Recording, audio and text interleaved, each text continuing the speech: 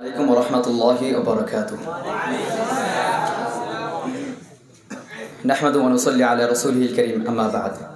فأعوذ بالله من الشيطان الرجيم. بسم الله الرحمن الرحيم. تأمرون بالمعروف وتنهون عن المنكر وتؤمنون بالله. আজকের অনুষ্ঠানের সম্মানিত সভাপতি সাহেব, প্রিয় ওস্তাদবৃন্দ এবং প্রিয় ছাত্র ভাইয়েরা, সবাইকে জানাচ্ছি আমার পক্ষ থেকে আন্তরিক মোবারকবাদ এবং উষ্ণ শুভেচ্ছা। প্রিয় উপস্থিতি, আজকের আলোচ্য বিষয় হচ্ছে আমার বর্তমান বিশ্বে ইসলামী রাষ্ট্রের গুরুত্ব।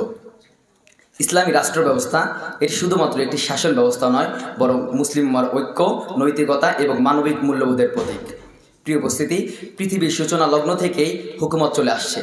এই হুকুমত কখনো চলেছে ওলামায়ে কেরামের মাধ্যমে, কখনো চলেছে কাফের কুফফারদের চিন্তাধারায়। ইতিহাসের পাতা উল্টালে আমরা দেখতে পাই, যখনই কাফের কুফফাররা কোনো সমাজ বা রাষ্ট্র পরিচালনা করেছে, তখনই সমাজের মাঝে ছড়িয়ে পড়েছে অন্যায়, অনাচার আর লুটপাট।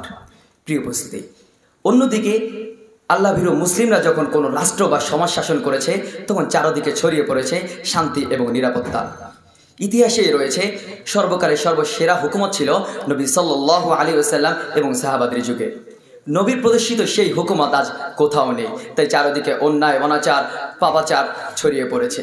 প্রিয় উপস্থিতি, আজ কোথাও নেই শান্তি। একমাত্র ইসলামই আমাদেরকে সঠিক দিশা দিতে পারে। প্রিয় উপস্থিতি, আল্লাহ তাআলা কোরআনের মাঝে বলেন, তা'মুরুনা বিল মা'রুফ ওয়া তানহাউনা আনিল মুনকার ওয়া তু'মিনুনা বিল্লাহ। তোমরা সৎ কাজের নির্দেশ দাও, অসৎ কাজ থেকে বেঁচে থাকার আদেশ করো এবং আল্লাহর উপর বিশ্বাস করো। এই আয়াতটি স্পষ্টভাবে দেখায় যে মুসলিম উম্মার কর্তব্য হলো ন্যায় প্রতিষ্ঠা করা এবং অন্যায়ের বিরুদ্ধে সংগ্রাম করা।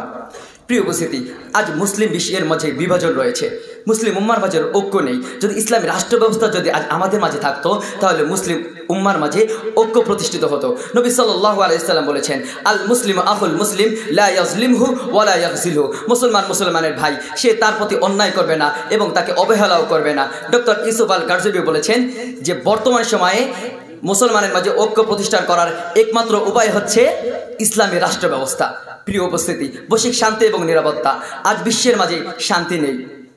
যদি আমরা ইসলামী রাষ্ট্র ব্যবস্থা কায়েম করতে পারি, তাহলে বিশ্বের মাঝে শান্তি প্রতিষ্ঠিত হবে। নবী সাল্লাল্লাহু আলাইহি ওয়াসাল্লাম বলেছেন, লা ইউমিনু আহাদুকুম হাত্তা ইউহিব্বা লিআখি মা ইউহিব্বু লিনাফসি।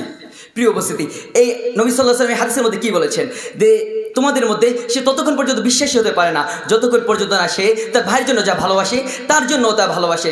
এই হাদিসটি আমাদেরকে ইঙ্গিত করে নবী সাল্লাল্লাহু আলাইহি ওয়াসাল্লাম আমাদেরকে অপরের প্রতি ভালোবাসা এবং সহানুভূতির শিক্ষা দেয়।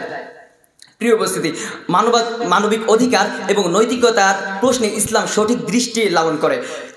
আল্লাহ তাআলা কোরআনের মাঝে বলেছেন, ওয়ালাকাদ কাররামনা বানি আদম ওয়া হামালনাহুম ফিল বাররি ওয়াল বাহর ওয়া রাযাকনাহুম মিনাত তাইয়্যিবাত ওয়া ফাদ্দালনাহুম আলা কাসীরিম মিম্মান খালাকনা তাফদীলা।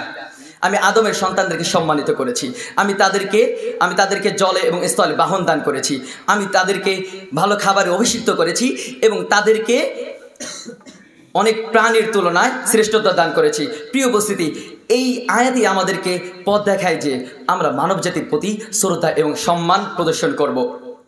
প্রিয় উপস্থিতি, আজ যদি আমাদের মাঝে ইসলামী রাষ্ট্র ব্যবস্থা থাকতো, তাহলে মুসলিম উম্মাহ একত্রিত হয়ে একটি শক্তিশালী সমন্বয় তৈরি করতে পারতাম।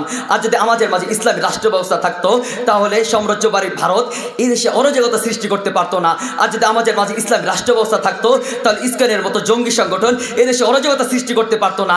আর যদি আমাদের মাঝে ইসলামী রাষ্ট্র ব্যবস্থা থাকতো, তাহলে আমার ভাইকে আদালতের সামনে শহীদ করতে পারতো না।